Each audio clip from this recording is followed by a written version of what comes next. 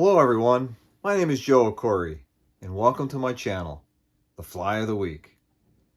So for this episode, episode 5, I want to share with you some of my techniques for tying Compara done dry flies, specifically the March Brown Compara done dry. Now pay attention to my technique for attaching the wing, it's pretty cool. So without further ado, let's get started. I'll see you at the vise. Okay guys, here we are at the vise. We're going to be tying the March Brown Compara done. Okay, let's get started. So the first step is placing the hook in the vise, making sure that the shank of the hook is perfectly parallel to the tabletop. And now we're going to begin wrapping our thread on the shank of the hook.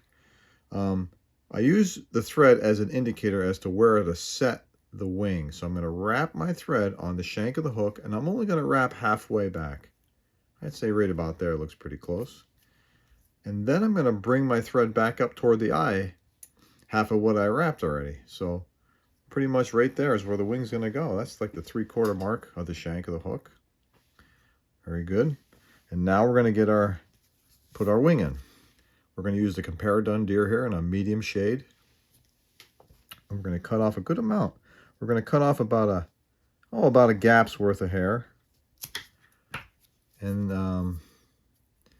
we're going to comb out the fuzz. We're going to use our scissors to comb out the fuzz that's in between the fibers, the deer hair fibers. We open up our scissors about 1/8 of an inch and we kind of comb it out. We use our finger and carefully push it up against the scissors, and we just comb out the fuzz that's in between fibers. Good. That wasn't too much there anyhow. So now we're going to take our deer hair and we're going to stack it. We're going to place the natural ends. These are the cut ends.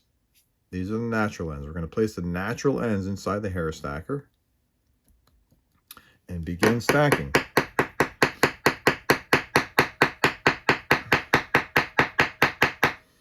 So let's see what we got here. Should have a really nice stacked bunch of hair, and we do. Couple 2, 3 that are out of alignment. We'll take care of that. Okay. So there's our wing, nice and stacked. And the traditional way to tie a Compara done is having the wing placed on top of the shank and tie it in.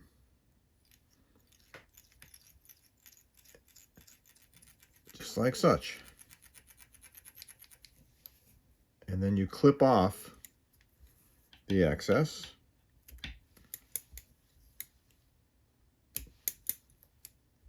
And you secure it. Try not to let it roll. This is the traditional method. So after you secure it, you'll see that I'm left with a huge bump behind, the tie up where you fastened or attached the wing. You have this huge bump, and it's laying on top of the shank of the hook, which is okay for a size 12 like this fly I'm tying now, the March Brown. But when you get smaller sizes like 14s, 16s, 18s, 20s, 22s, 24s, that bump is, forget it. You won't be able to, the smallest fly you'll be able to tie would be like a size 16 or an 18 before it's out of proportion. The bump trumps the diameter of the body, and it's out of proportion. So I never tie my Compara dones like that. So I'm going to undo this and show you the way that I've developed over 40 years ago.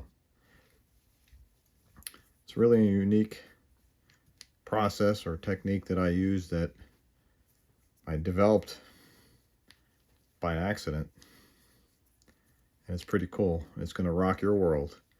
And you will be tying flies down to 24s, Compara dones, down to 24s. So our placement of the wing hasn't changed. So let's get back to the deer hair. We're going to take our Compara done deer hair again, cut off a gap's worth, repeat that process of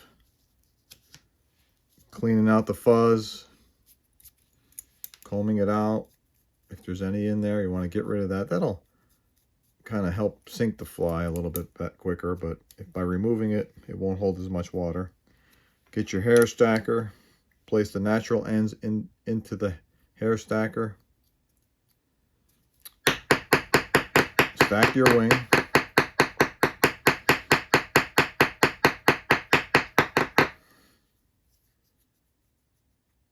Let's see what we got here. Nice, really nice knife edge cut there. Now I have quite a bit of hair here.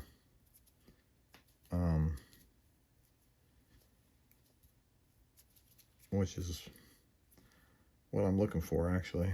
But how do you put all this hair in here on this wing without causing bulk? Well, here we go.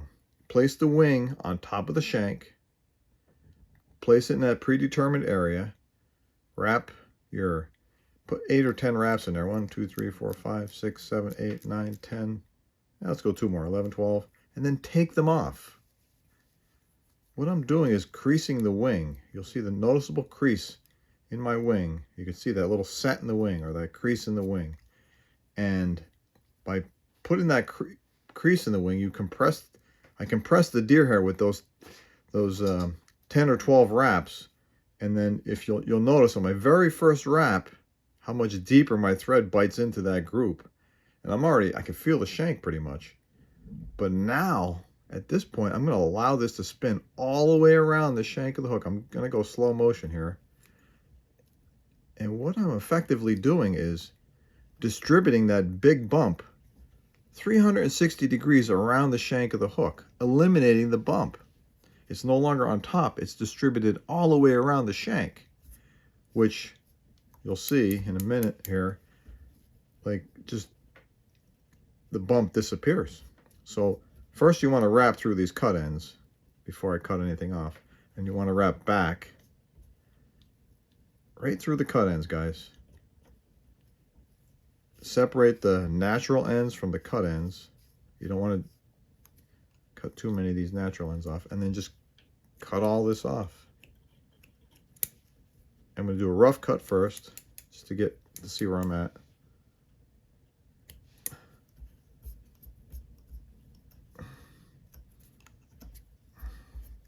It's a little messy.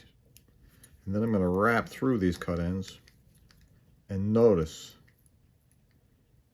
that bump is pretty much invisible compared to what it was, thus enabling me to tie much smaller Compara duns. There you go, guys. Look at that. Unbelievable. Quarter of the size of what the other one was. Now, so we have our wing attached with the new method that I showed you. Now we're going to slowly gather all of these fibers that were spun 360 degrees around the shank. We're going to gather them up and pull back. And then we're going to dam some thread up in front of that wing. Here we go. Pull up on the wing. You're not going to hurt anything. Just give it a good pull. And then open your wing up. There's your Compara dun wing. 180 degree wing. Rides on the surface incredibly well and floats like a cork. So now, our next step is to put the tails in. So let's get our thread back in that area, right up against the end of the shank of the hook. And then we're going to use a medium ginger hackle, and we're going to pull the fibers so that they're perpendicular to the stem. And I'm going to grab this group here that's nice and lined up. Using the tips of my fingers, I grab the tips of the fibers and pull them away.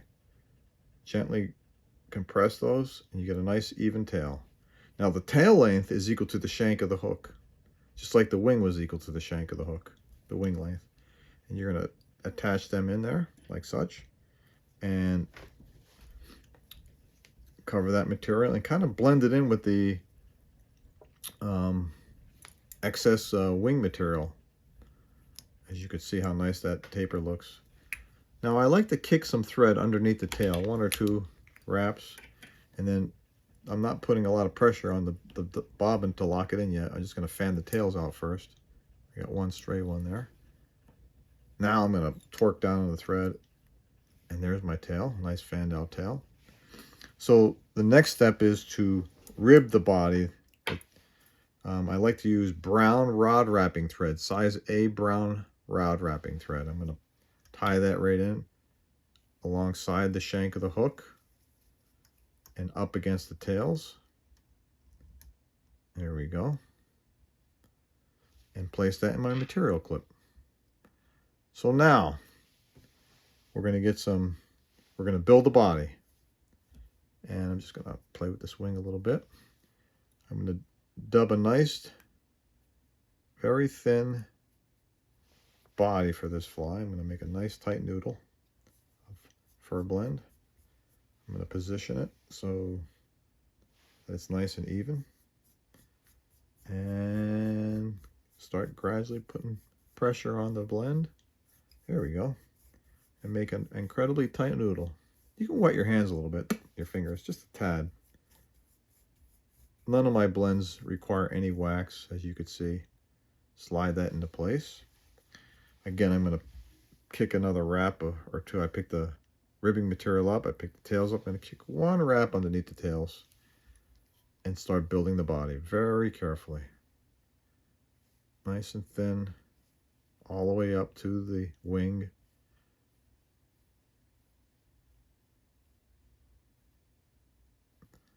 And then just a little bit more blend. I'm going to need a little bit more.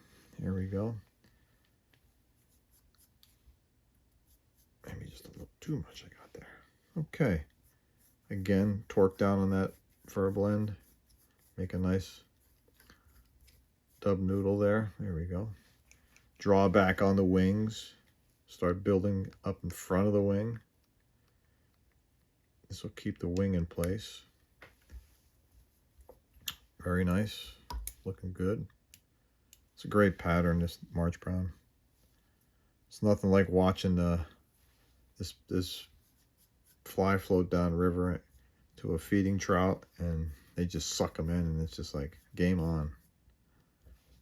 I'll put a little bit more in the front, and maybe one or two in the back behind the wing there. Yep, there we go. Looks good. And then return your thread to the tie down point. Now we're going to rib this fly. Let's fan our tail out a little bit more before we lock that down. Here we go. And this adds a really nice effect to it, representing the natural pretty close. Nice equally spaced wraps. Nice. I'm torquing down on that pretty loud there, pretty heavy. And finish up a couple in the front. Tie it off. Fold it back and lock it in.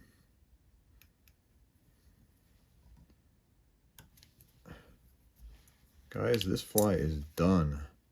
Finishing knot.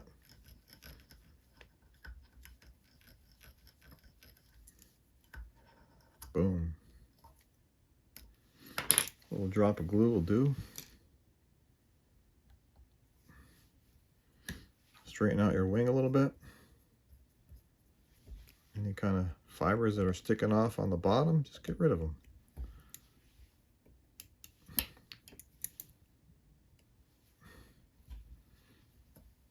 There you have it. The Marsh Brown Compara done. All right, guys. Over and out.